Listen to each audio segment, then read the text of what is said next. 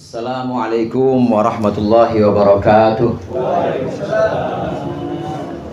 Alhamdulillahi jalla wa ala, ahmaduhu ala jamil ala, wa ashkuruhu syukru man ufiya minal bala. Wassalatu wassalamu ala sayyidina Muhammadin alladhi ikhtasallahu bihi fadailah, wa ala alihi wa ashabihi alladhina nalu ad-darajatil ula, amma ba'du. Faqad qala Allah ta'ala wa huwa asdaqul qailin, inna nahnu nuhyil mauta wa naktubu ma qaddamu wa atharahum wa kulla syai'in ahsaynahu fi imamin mubin.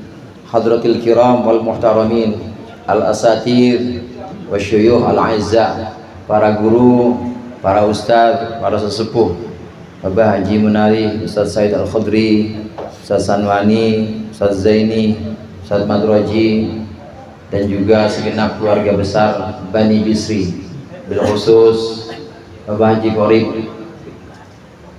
dan seluruh keturunan dari Bapak Tua Haji Bisri. Hadirin sekalian yang dimuliakan oleh Allah, malam hari ini kita hadir diundang untuk mendoakan dan juga merayakan atau memperingati wafatnya almarhum Bapak Haji Bisri dan juga Nyai Haji Fatimah. Yang keberapa ini ya? Yang kesekian dah pokoknya, untuk mendoakan mudah-mudahan almarhum dan almarhumah Allah berikan tempat yang sebaik-baiknya di sana, raudhah min riyadil jannah. Saya senang tadi disebutkan sedikit biografi bahwasanya almarhum Bapak Haji Bisri ini memang lahir dan wafat di lingkungan Pondok Pinang, sebelahnya Gebruk. Pondok Indah wafatnya di sini. Mungkin cucu-cucunya sekarang udah ada minggir. Ada yang di Pondok Cabe, ada juga yang Pondok Aren. Yang paling jauh tuh Pondok Petir. Pondok Petir itu pesantren kilat. Jadi pondok itu pesantren, kilat itu petir. Ini lingkungan pondok ini yang mungkin menentukan. Hadirin sekalian, artinya di sini yang saya senang, setelah saya lihat di sini, saya lebih senang lagi tadi melihat foto almarhum, foto Bapak Haji Bisri di sini. Kelihatan sekali orangnya yang bersahaja. Saudara sekalian, ada satu pesan yang disampaikan oleh Ka'bul Akhbar. Ka'bul Akhbar sebenarnya tabi'in. Dia bukan sahabat, tapi dia tabi'in. Ka'bul Akhbar ini, Al-Ahbar itu artinya orang yang alim. Ka'ab Al-Ahbar ini aslinya seorang Yahudi yang kemudian masuk Islam pada masa Umar bin Khattab, pada masa kekhalifahan Umar bin Khattab. Namun karena kealimannya, Ka'bul Akhbar menjadi referensi atau menjadi rujukan, bahkan para sahabat mengambil hadisnya dari Ka'bul Akhbar. Padahal Ka'bul Akhbar tabi'in. Ini termasuk yang langka. Ada sahabat ngambil hadis dari tabi'in. Karena Ka'bul Akhbar ini bukan sembarang orang Yahudi. Ka'bul Akhbar ini orang alim. Ka'bul Akhbar ini yang sering kita dengar juga dalam Maulid Tiba, bahwasannya allamani abit Taurat illa sifran wahidan, kata Ka'bul Akhbar.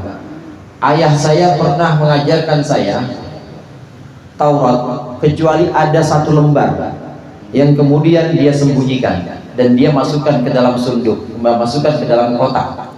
Falamma mata abi fatahtu sunduk. Ketika ayahku wafat, maka aku buka kotak itu. Ternyata di sini ditemukan karena Nabiyu akhir zaman mauliduhu fi Makkah wa hijratuhu fil Madinah wa sultanuhu fi Syam. Itu ternyata lembaran yang disembunyikan oleh bapaknya Ka'ab bin Akhbar ini tentang Nabi akhir zaman yang lahirnya di Makkah, hijrahnya di Madinah, dan kerajaannya atau kekuasaannya di Syam. Syam itu sekarang mencakup Palestina, Yordania, Suriah, dulu sebutannya Syam. Ka'bul Akhbar belum masuk Islam, saudara. Belum masuk Islam pada masa Rasulullah SAW. Karena begitu dicocokin, ini betul lahirnya di Madinah, betul lahirnya di Makkah, hijrahnya di Madinah. Mana kerajaannya, mana kekuasaannya, kok nggak ada Syam? Karena pada masa Rasulullah hidup sampai beliau wafat, sampai Rasulullah wafat, itu Syam belum ditaklukkan.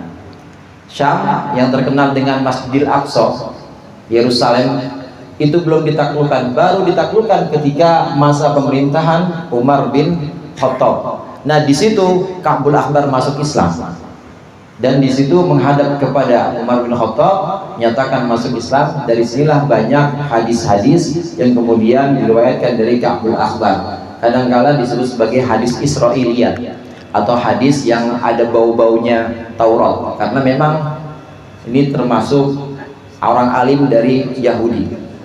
Ada 3 pesan dari Ka'bul Ahbar, yaitu husunul mu'minina thalathatun, benteng atau senjatanya orang Islam itu ada 3, hadirin. Yang pertama, al masjidu hisnun wa dzikru hisnun wa qiraatul Quran hisnun. Ada 3 benteng, ada 3 senjata untuk orang-orang Islam. Dan saya yakin 3 senjata ini juga adalah senjata dan juga benteng yang selalu diamalkan oleh almarhum Bapak Haji Bisri dan juga Nyai Haji Fatimah. Yang pertama, al masjidu hisnun. Masjid itu adalah benteng, nempel sama masjid almarhum. Saya yakin masjid ini menjadi satu amalan atau satu wiridan. Ya, kalau subuh jamaahnya di masjid, kalau zuhur jamaahnya di masjid, asar jamaahnya di masjid, maghrib jamaah di masjid, isya jamaah di masjid. Kayak orang yang malam ini hadir begitu semua kan ya. Hadirin sekalian, masjid ini menjadi hisnun. Hisnun dalam bahasa Arab kadang disebut sebagai benteng, kadang disebut sebagai senjata, asilah. Benteng itu pertahanan, tapi kadang disebut sebagai senjata. Maka ada juga pertahanan terbaik adalah menyerang. Maka kadangkala untuk membentengi diri kita harus pakai senjata juga atau harus menyerang juga. Jadi bisa dikatakan bahwa hisnun di sini adalah benteng dan juga senjata. Untuk orang Islam, untuk kita meneladani almarhum Bapak Haji Bisri, sholatnya ya harusnya di masjid. Minimal kalau nggak bisa 5 waktu, minimal subuh dan isya itu di masjid. Sholat jamaah, saudara, yang paling utama dilaksanakan di masjid pertama adalah sholat subuh.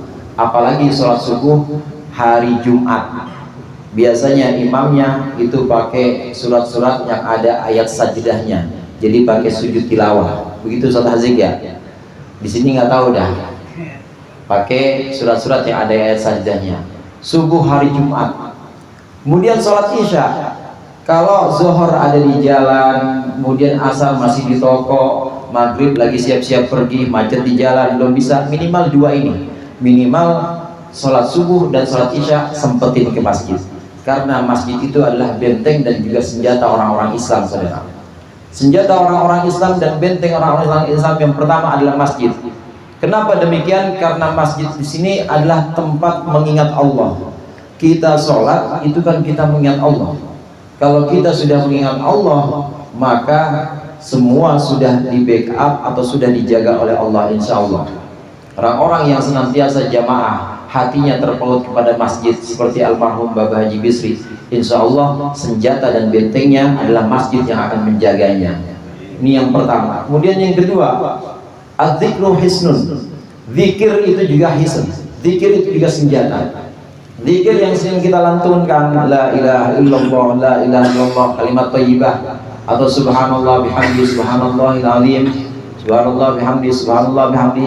Ini zikir juga merupakan senjata atau benteng untuk kita orang Islam. Tadi zikiran dipimpin oleh Ustaz Salwani, ini juga senjata dan benteng.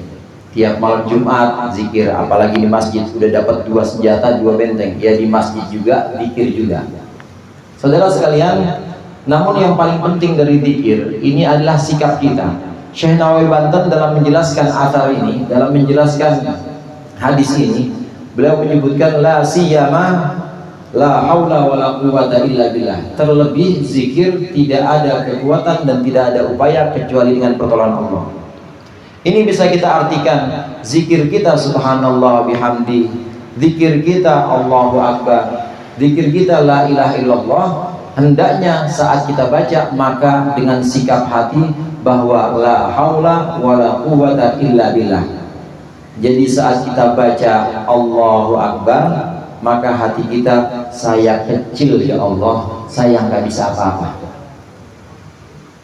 Karena maksud dari la haula wala quwata illa billah maksudnya adalah tidak ada kekuatan untuk menjauhkan maksiat, tidak ada kekuatan untuk melaksanakan sholat, taat dan lain sebagainya illa billah, kecuali dengan pertolongan Allah. Ini supaya kita insaf, supaya kita sadar bahwa zikir kita, apapun bentuk zikirnya, sholat kita, ngaji kita, ini jangan merasa bahwa itu adalah kebisaan kita. Sikap yang ada pada la haula wala quwata illa billah ini adalah sikap yang ditunjukkan, yang ditumbuhkan supaya kita at-tabarri minal hauli wal quwwah, supaya kita tidak merasa bisa. Jadi orang yang ngaji jangan merasa bahwa gua bisa ngaji.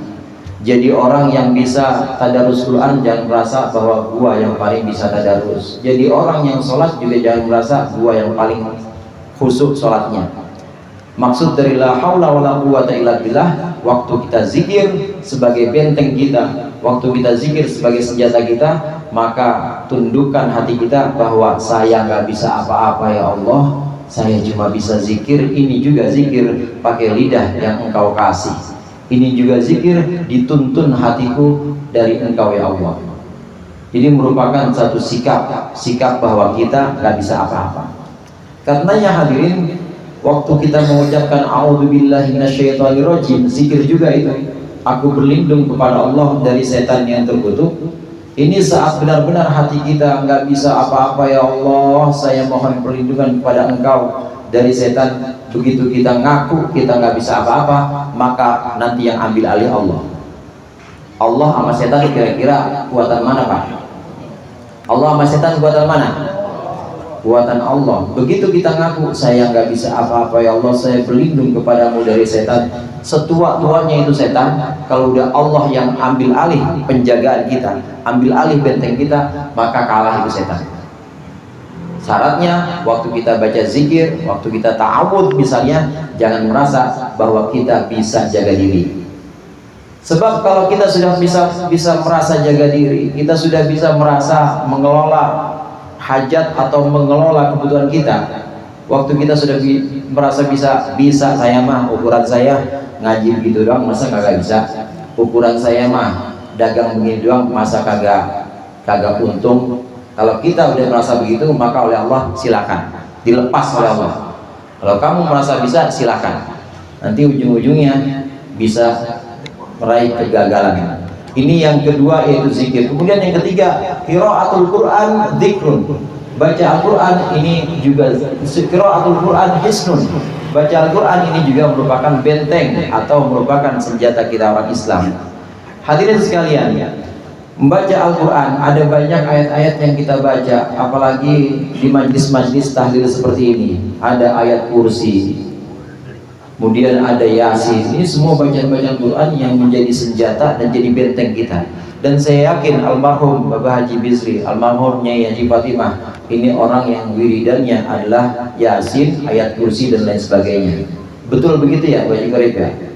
Saya yakin nempel masjid, demen zikir dan demen baca Al-Quran. Minimal kita anak-anaknya, minimal kita orang-orang yang mengenalnya, generasi setelahnya, minimal bisa meneladani tiga ini. Yang terakhir tadi qiraatul Quran, baca Quran.